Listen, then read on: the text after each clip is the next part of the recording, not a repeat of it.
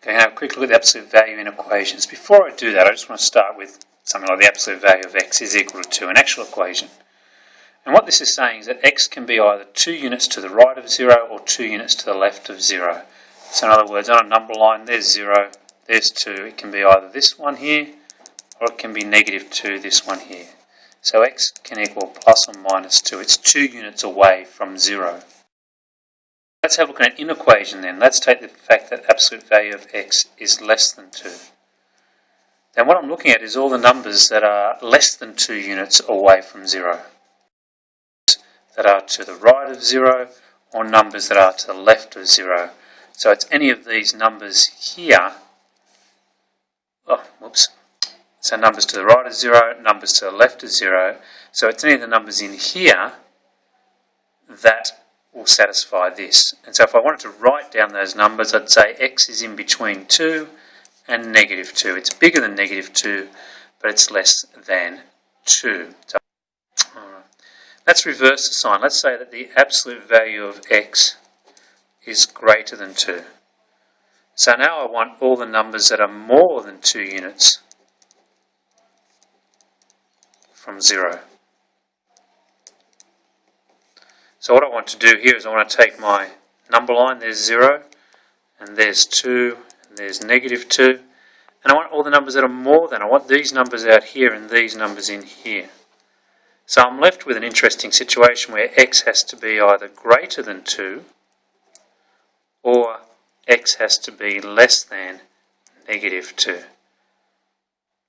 Now what we can do is use these two ideas for a relatively simple absolute value to solve more complex ones. So I'll give you an example up here. So let's take the absolute value of 2x minus 5 is less than 7.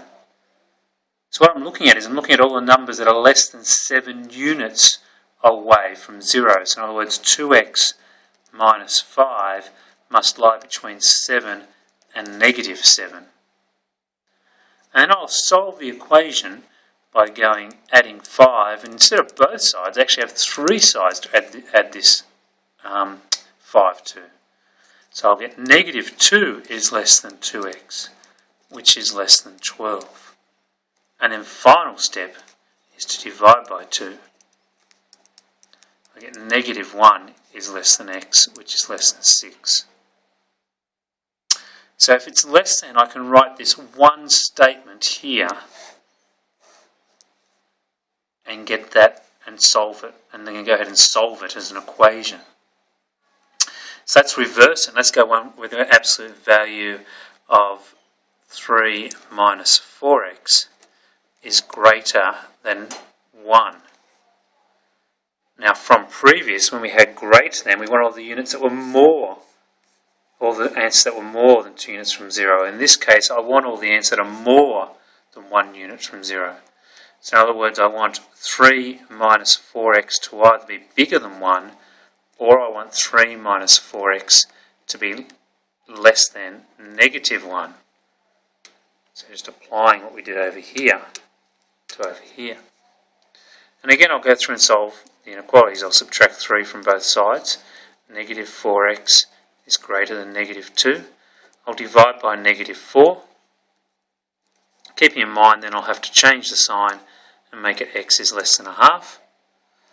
And over here I'll do the same thing. I've got to do 2 equations, so same steps though. Subtract 3 from both sides. Negative 4x is less than negative 4. Divide by the negative 4. And I'll get x is greater than 1. If I want to graph that on a number line, I'll have 0, 1, 1 half, and I've got all the numbers less than a half, and I've got all the numbers bigger than 1. I don't colour these in because it's not strictly equal to 1 or strictly equal to a half. If these were greater than or equal to, then I would have coloured in.